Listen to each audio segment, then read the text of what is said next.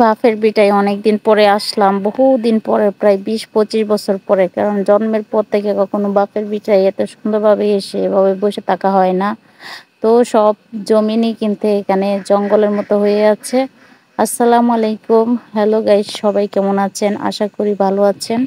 আজ আমি আপনাদের সাথে পরিচয় করিয়ে দেবো আমার বাপের ভিটা। একদম সম্পূর্ণ টুকু না, অল্প একটু পরিচয় করিয়ে দেব। যেখানে হচ্ছে বন জঙ্গলের মতোই যে দেখুন হয়ে আছে, এইগুলো হচ্ছে পরিষ্কার করব, দেখি পরিষ্কার করে কোনো কিছু করা যায় কিনা।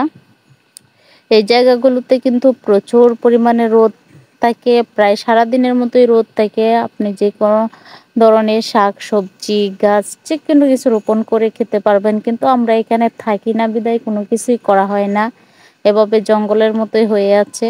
সেজন্য আমি উদ্যোগ নিয়েছি যতটুকু সম্ভব মানুষ লাগিয়ে একটু কেটে কুটে পরিষ্কার করে তারপরে হচ্ছে যদি একটু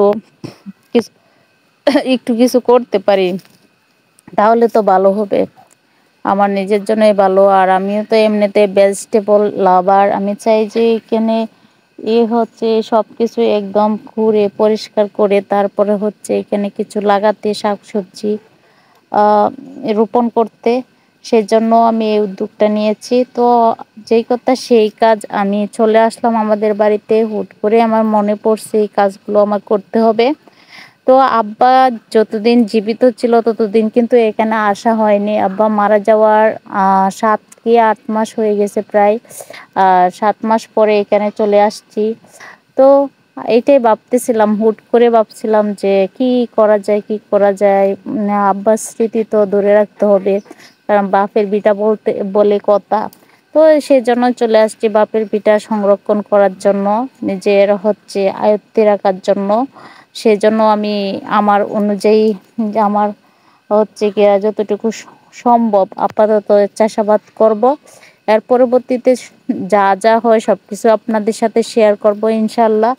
ঘর বাড়ি যা কিছু করতে হবে সবকিছুই করতে হবে ভবিষ্যতে, যেহেতু আমাদের অন্য জায়গায় বাড়ি আছে, সেহেতু এখানে এতদিন বাড়ি ছিল না। তো বন্ধুগণ, এখন কিন্তু যা ভিডিওতে দেখতেছেন সব জঙ্গলের মতোই দেখতেছেন। এই যে একটা ঘর, এখানে কেউ থাকে না, আমার চাচাতো ভাইদের ঘর। এই যে দেখুন কিছু হচ্ছে আহ, এই গাছপালাগুলো দিয়েছিলাম যে মানুষে কেটে নিতে, কিন্তু তারাও কাটতে পারতেছে না। তো আমি দেখলাম যে এখানে মানুষ দরকার, যে হচ্ছে গিয়ে আসলে গাছগুলো কাটতে পারবে।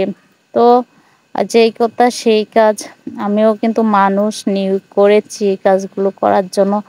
সবচেয়ে বড় কথা হচ্ছে বাপের ভিটাটা পরিষ্কার রাখা, কারণ পরিষ্কার রাখলে মনের মধ্যে একটা শান্তি লাগবে যে না, এটা আমার বাপের ভিটা, এটা আমার বাপের জমি, এটা আমার হচ্ছে গিয়া আমার অংশ, আমার জমি, আমি যেতে পারবো, পাড়া দিতে পারবো।